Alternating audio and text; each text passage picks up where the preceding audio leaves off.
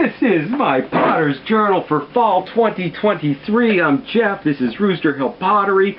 I lost my best show of the year. I'm trying to make up with a lot of little ones in a farmer's market, so we're going to get right into a kiln opening. I've got a lot of new stuff in there. I've been doing skull pots, not for Halloween, but suited to the fall and really all year. Mortar and pestle and potion flask. The Weaver across the street will help us finish that. Let's see what's in the kiln today. What's in the kiln today? It is one of those times when I am in a hurry to get a little bit of some new stuff for a show. Oh wow, you know what?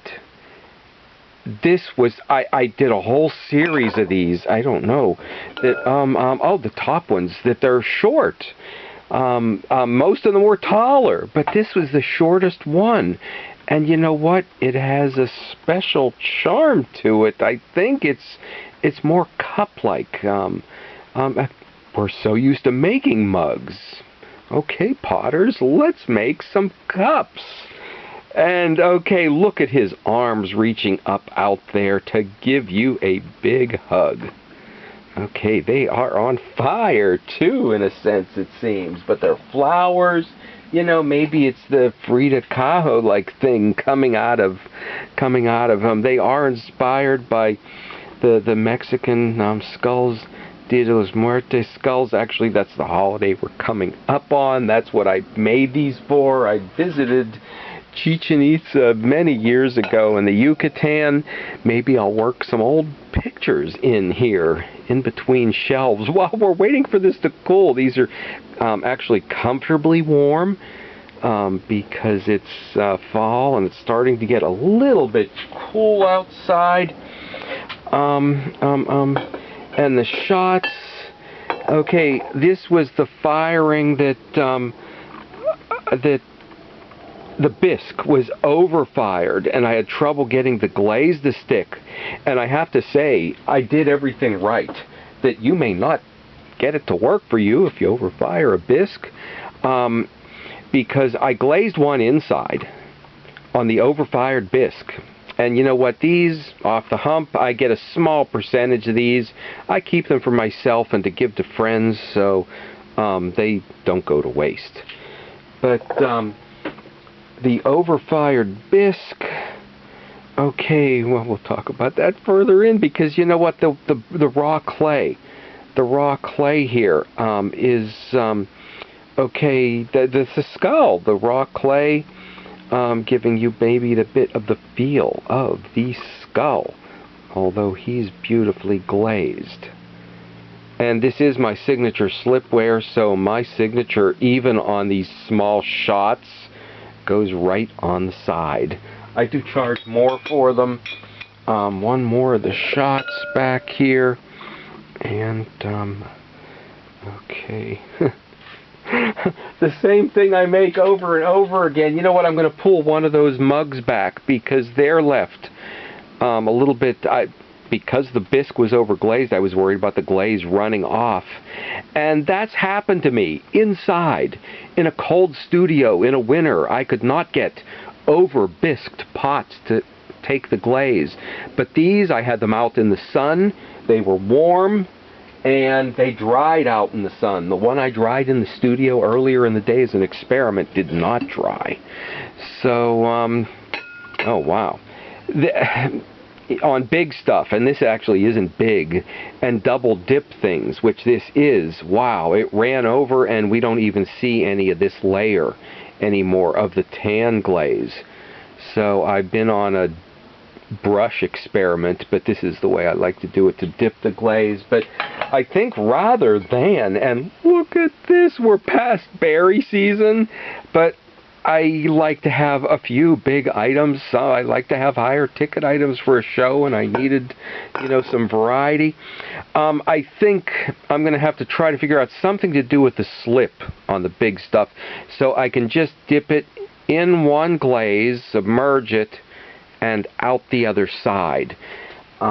Because the double dipping is a problem. The problem, too, is working a decoration on the wavy bowls that suits it in a single glaze because of the scalloped edge. This is one time when the double dip thing does seem to work. And how did I save this for last? Because I wanted it to be blue. Oh wow, but it is perfect. In my green glaze, it's almost black, and that's the clay I used for the mortar and, just a minute, pestle. Okay, and you know, these I think suit Halloween. These would be a great prop that I'm not, as you see, doing spiders and witches, but things that have year-round market and appeal. But this would be a great Halloween prop. Okay, for some evil magician. And the mortar and pestle, I did, I showed those in a Pandora's box of wooden accessory parts. I'm slowly using them. Let's let this cool down a bit and get to the next shelf. We're not letting this cool down. I've got the gloves. We've got a... Oh no, there's one. We've got a little chip to grind off. I don't like doing that. You know, this was brushed. This was brushed. I didn't know this was in there. So this is what I was saying. I am going to have to come up with a slip trail decoration that suits the wavy edge, especially for big pieces, because I make wavy bowls bigger than this. I make them so that they, you know, take up a whole entire shelf. So that's a plan, and we are having to get in here fast because I've got some potion flasks in here, and I have to get them down to the weaver next door to help me put some string handles on. Okay, and I'm doing 2 shows this week, so I need Pittsburgh shots. I am doing both a show at Old Economy Village, and I'm sending people to the farmers market. So I am real excited about doing 2 shows this weekend, and I am sorry. I'm sorry to make you have to look at all of these, but these were so fun for me to do. His backbone, or whatever you call it, is newly added because I realized there was a little space down here and I need to do something with it. And I'm going to have to start looking more at the old pieces because there's so much variety in the Mexican and the Mayan even variation in the skulls. And this is where, even if these are great, I might at first be disappointed because the first ones made were exactly what I was wanting and looking for. And yeah, so far I'm going to say, yeah, ow, there's a hole in my glove. That the first ones made came out darker. And I anticipated and wanted the same thing, so that's why I'm saying, oh, but you know what? I will wait to judge these because the lighter color, okay, maybe suits the skull a little better, even the lighter color on the clay. So, but I've got them. I've got them. And I am going to send them to the farmer's market. Okay, the weaver is going to go. And my sister, who is good at retail and can really act the part of selling these as little essential oil flasks. There's really only a small opening made with a pencil, so I don't know anything about it. I'm thinking, you know, a little bit of cotton put in there and the essential 5 drops of essential oils dripped on it. Okay, so we have got our happy skulls. I don't want to bore you with this, but I've had so much fun with it. They're not all skulls. I did a couple hearts. I wanted to do the slip trailing thing, the flowers, the jeweling where you put a dot in a dot, but they dried out too much, so we had to do the sgraffito. And there's one more back here. Oops, oops, oops, oops. Okay, yeah, some heart ones too. I think I've had kids attracted to these. They're very small, so. Okay, we got to run these down to the weaver. Where's your grandma? Where is she? There she is. Oh, wow, you got work for me to do. Okay, can you fix these? I certainly. Can you put the handles on again like, yo, what do you think about them? Oh, they're nice. They're cute. They're adorable. Okay, I think it's the littleness, because there's a big one there. Here? There's a big one. Well, we'll find out. They're just, oh, they're warm. Are they still warm? Yeah, they're warm. Okay. Yeah. Okay, well, I'm sending them to the farm market with you and Amy. Oh, good, good. So I hope you've got all your stuff loaded in your van, and I'll be at Old Economy. Yeah. Okay, we'll be back to later to see how this goes. Oh, that was a big act. Oh, I never seen that before, where she didn't say now. How about if you cut down a tree for me, or dig out my septic tank or something? Okay. Oh, okay, clean and smooth. This is another big ticket item. I need this for the show, too. And great for chips and salsa, great for fall and football season. And, you know, I really like a plate or a bowl, and use these for the salsa and something else for the chips. But the chip and dip plates, people like them. Last year's All Hallow Eve kiln opening was fun. I'll put a link up at the end to that.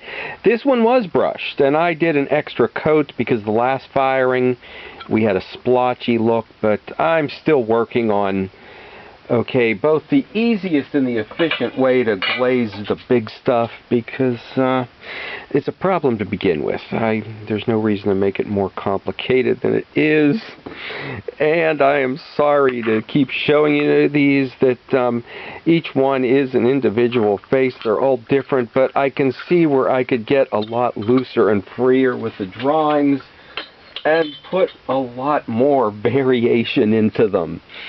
Okay, and let's see, our pigs. Okay, oh, this is I've been using so much reclaimed clay. I left the bottom unglazed on these because they were also from the overfired bisque, and I was worried about the glaze just dripping off the side. But, and these ones, this batch was a little fatter. I've done a couple videos on making these years ago. These were a little bit fatter before. They're like blown up balloons. I don't know, do they look like dust mites or manatees? So far the comments I got have been that they like the wider balloon-like. Now a lot of people make them with very flared out noses that you stick a cork into, giant ears.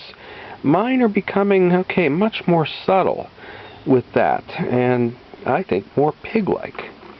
So I'm very happy with the changes they've taken. Also, because these are historically accurate banks, that they're for saving. It goes in this way and out the same way.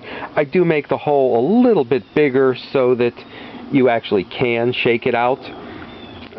So there's no cork in the bottom, which shocks contemporary people that we're used to, getting what we want and getting it now. Almost a entitled mentality even comes through with the simple thing as a savings bank. And, one last one with our happy man, the skull. Okay, and we'll see how the weaver did with the wire on those things, and which weaver we meet. I think the one you see in her loom warping video is the one that I know. I think they turned out really nice. Oh, look. You even merchandised them for me. They're all beautifully arranged in a little dish. Oh, hold one up. Hold one up. Okay, isn't that sweet? Oh. Well, I hope you do good at the market. Hold that one up. I hope you do good. Sell lots of rugs at the market tomorrow. That's the mail. That's our checks from the fairs. So you'll be anxious to see how you did. Okay. I got a bank statement. Stop back and see how we did at the fairs next week. This is checks not from the fair, but from the fairs for the prize winning. Well, it's for Finley Fair. Okay, how did you I do? forgot about all my florals. Huh? I got $62. $62. Congratulations. Yeah, I got more than at Hooks Con, but of course I entered flowers. Well, I think they're anti you there. This fair likes people.